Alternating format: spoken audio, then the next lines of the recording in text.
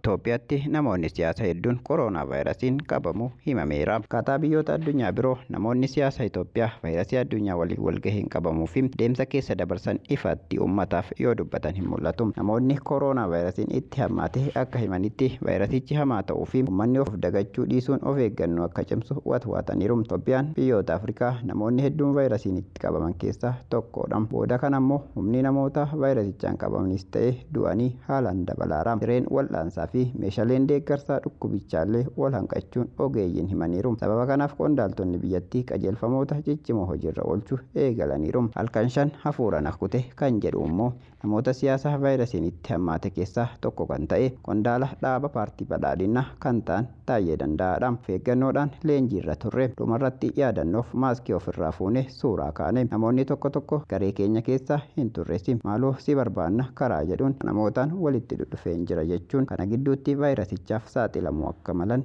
shakkaniiru. Natti qorree mataan na bowwaafate qaama kana na caccabsee hafuura kanas xiqqoo na qaqal'ise kan jedhan qondaalli kun ta'us taayifoodii akka itti fakkaate haala kanaan torban tokkoof turuu dubbatu. Ergasii qoratamanii baruu himaniiru.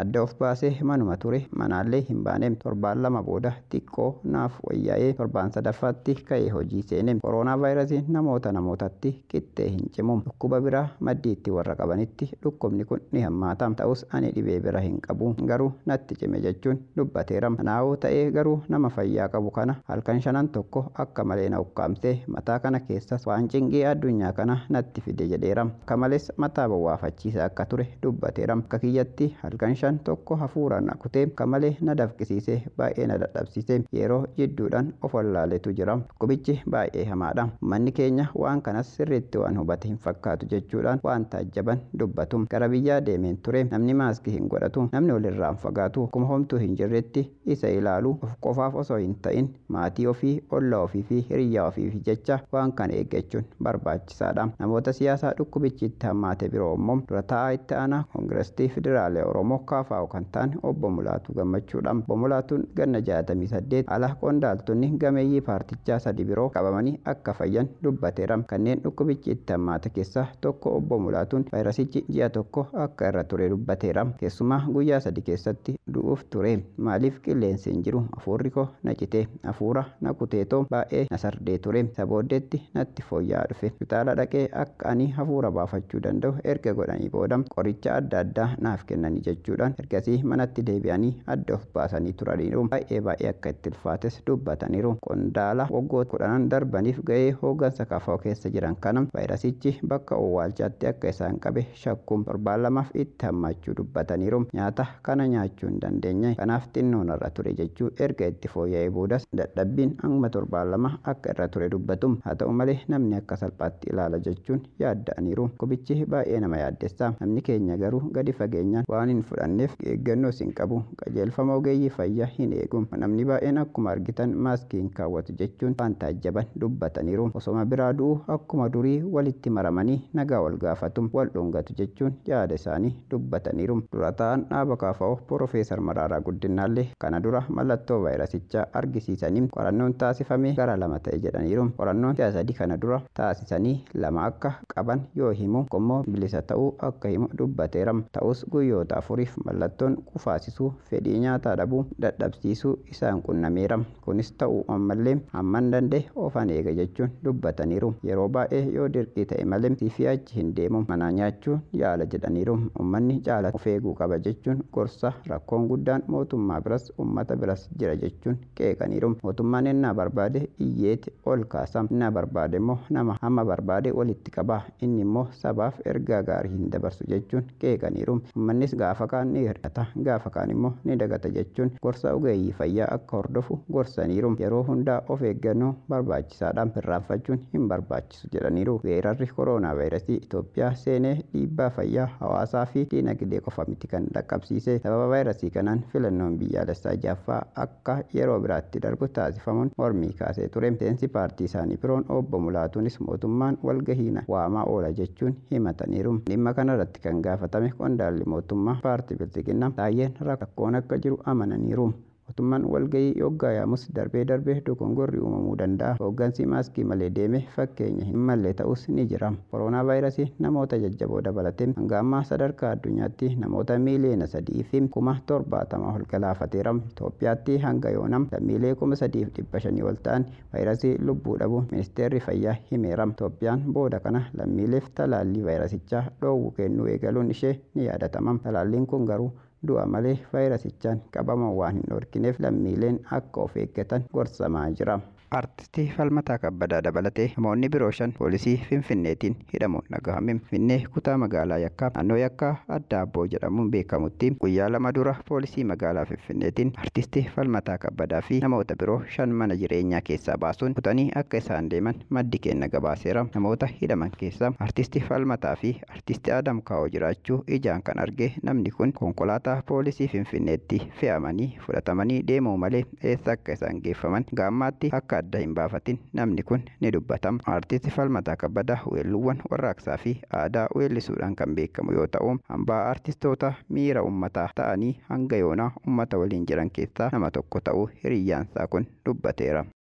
Guyyaa kaleessa Dirree Dhawaatti bokkaa cimaa roobeen lubbuun namoota 9 darbeera. Magaalaa Dirree Dhawaa naannoo Shammaantaraa jedhamuun beekamutti bokkaa cimaa ganama sa'aatii 2 hanga sa'a 6tti roobeen lubbuun namoota 9 darbeera. Du'uun namoota kana kan beekame dallaan ijaarsaa dhagaa dhaabbata tokko mana jireenya 3 irratti kufuudhaan waan jigeef akka ta'e bulchiinsi poolisii magaalaa Dirree Dhawaa beeksiseera. Namoota lubbuun darbe keessaa daa'imman 3 keessatti akka argaman gargaaraan Inspektar Baantaalam Girmaa ibseera. Tibba haala duraatiin adda ta'een rooba cimaa roobaa kan jiru waan ta'eef miidhaan lolaa geessisuu ni danda'a jechuun meteoroloojiin biyyoolessaa ibseera. Kanaaf uummanni keenya of eeggannoo barbaachisu akka godhu akeekkachiifameera. Loltoonni Suudaan kibba lixa Gondar waraana banuun lafa dabalataa naannoo Madookaa Marsii kiiloomeetira 80 Gondar keessa seenuun lafa qonnaan bultootaa qabataniiru. Riibiin Itoophiyaa haleellaa loltoonni Suudaan qonnaan bultoota irratti geesse qolachuuf yaalaa kan jiru yoo ta'u, guyyaa kaleessaa Madrid iddoo jedhamutti lolli jabaan adeemsifamaa akka ture himama. Dhuma wal qabateen Suudaan qabeenyummaan Beneeshaangul Gumuz gaafatamuu hin qabu jechuun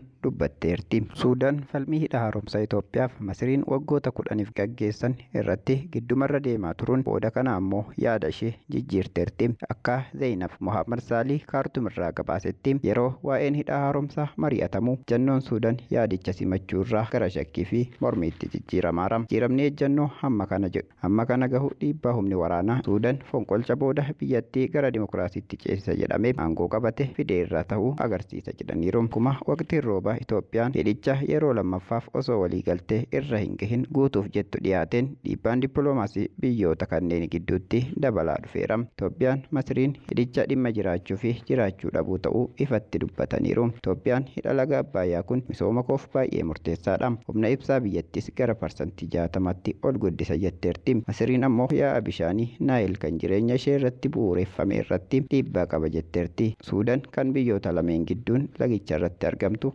akeekkachiisa cimaa baasteerti. Gorsaa olaanaa mana maree Suudaan Leetanaal Jeneraal Abdallaa Faatii Al-Burhaan waa'ee waraana bishaanii yoo dubbatan isaan namni yaaduun ol baay'ee hamaadha. Yoo hawaasni addunyaa gidduu galuun furmaata fidan malee jedhaniiru. Marsaa ji'oota 14 keessatti wanci garaagaraa Suudaan magaalaa Kaartumii dhagahamaa jira. Burhaan ala 20 ministeerri qabeenyaa bishaanii Yaasir Abbaas hidhichi Suudaaniif faayidaa akka qabu himaniiru. Haalonni xixiqqoon akka qajeelfaman himuun hidha guddicha yaa'a laga Naayil akka fakkaatu tilmaamuuf kan gargaaruuf waqtii qonnaa sadaffaas fiduuf oola jedhaniiru. Kana malees hidhichi Suudaan kan dhiyeenya sa'a 12f humni ibsaa irraa cituuf gatii rakasaan akka argattu ishee gargaara jedhaniiru. Garuu jalqabbii ji'a kanaatti marii jaarsummaa gamtaa Afrikaa Itoophiyaa, Misrii fi Suudaan gidduutti hin milkaa'in hafe hordofe. Itoophiyaan rakkoo gurguddoo jiran osoo hin furin hidhicha guutnaan nageenya biyyaalessaaf yaaddoodha jechuun gaazexeessitoonni himaniiru. Suudaan akka Itoophiyaan qajeelfamoota isii hamma bishaanii qabachuuf qabu yeroo hidhichi guutamu ibsuu caala sanada waliigaltee dhaabbataa ta'etti waliigaluu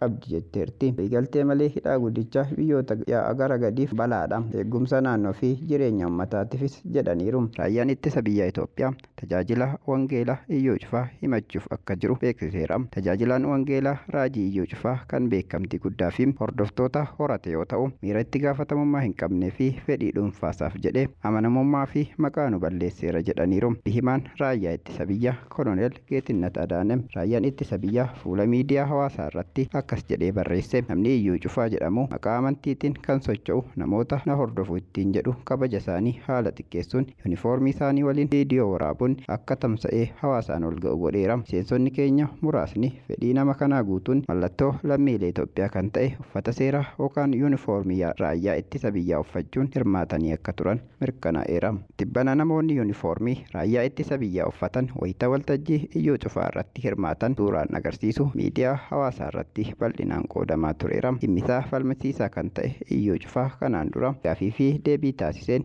miila isaa qofa kaasuudhaan akka hafuura hamaa nama keessaa baasuu danda'u ibsee tureera. Koloneel Geetinnat miseensonni keenya amantii fedhan hordofuu danda'u. Garuu uffata seeraa yookaan yuunifoormii raayyaa ittisa biyyaa uffatanii kadhachuu gonkumaa hin danda'an jedhaniiru. Raayyaan ittisa biyyaa kun ibsa har'a baaseen namoonni yuunifoormii raayyaa ittisa biyyaa uffatanii hirmaatan to'atamanii jiraachuu fi dhimmi isaanis gara mana murtii raayyaa ittisaatti darbuuf qoratamaa jiraachuu ibseera. Koloneel Geetinnat kanaan duras miseensonni haala kanaan manneen amantaa garagaraatti osoo kadhatan argaman irratti tarkaanfiin sirreeffama fudhatameera jedhaniiru. Gara fuulduraatti miseensi raayyaa ittisa biyyaa kamiyyuu haala kanaan amantii kamuu keessatti hirmaannaan itti gaafatama jedhaniiru. Loltoonni keenya bakka awwaalaa kacidhaa fi iddoo amantiitti sirni ittiin hirmaatan qabu. Waraanni ilma sabaa ta'uu isaarraa kan ka'e kuma hawaasa isaa innis amantaa mataasaa qabaachuu akka danda'u beekamu qaba. Nuti waan seeraan nuuf eeyyamamee fi waan seeraan dhorkamne mirkaneessuuf ni hojjanna jedhaniiru. Iyyuu Cufaa namoota raajii jedhamuun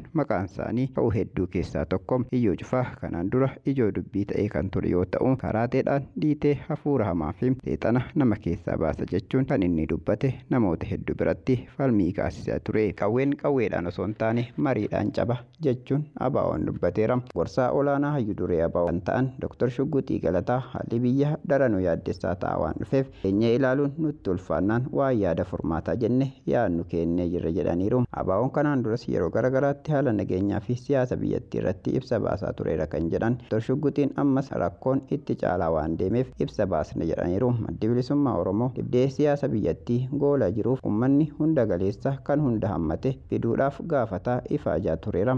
Addi Bilisummaa Oromoo kanaan duras ibsa qabiyyee wal fakkaataa qabu baasaa ture. Garuu ammas haalli jiru waan isaa yaaddesseef baasuuf dirqameera. Kun nageenyaa mudatee furmaata argata hin jiru. Inumaa itti cumeera. Kun immoo mootummichaafuu yaaddoo ta'eera. Narraa kan ka'e mootummichi ibsa sadii walitti aansee baaseera. Yaadda'uu mootummaa calaqqisiisuu kan qaamolee nageenyaa tika biyyaalessaa fi waajjira ministeera muummeetti ba'aa turan rakkoo hammaataa deemu akeeku. Haala Itoophiyaa keessa jiru irratti yaadni mootummaa addunyaa irratti kennamaa jirus akka ejjennoo dhaaba isaanii ibsaniif ka'umsa ta'uu himaniiru. Mootummaan addunyaa garagaraa kanneen akka US, UN fi Gamtaa Awurooppaa yaaddoo gaanfa Afrikaa irraa qaban irraa ka'uun babbaasan yaaddoo keenya daran dabaleera. Nuti ammoo keessa teenyee waan ijaan arginuuf baay'ee nu yaaddessee jennaan ibsa baasne. Keenyaaf kan naannoo Tigraay, kan naannoo Amaaraa kaabaa fi godina addaa Oromoo, kan Qimaanti, kan Benishaangul Gumuz, kan kibba naannawaa Amaaraa fi naannoo Ammaaroo magaalaa Sagan, kan Somaalee fi Affaar, kan Oromoo fi Amaaraa gidduutti ta'aa jiru. Kun hundinuu waan teenyee ilaallu ta'e nutti mul'achuu dide. Haaluma buqqaatii lammiilee fi walitti bu'iinsa daangaa Suudaanii fi Itoophiyaa akkasumas haala Itoophiyaa fi Masriin itti jiran daran isaan yaaddessu dubbatan.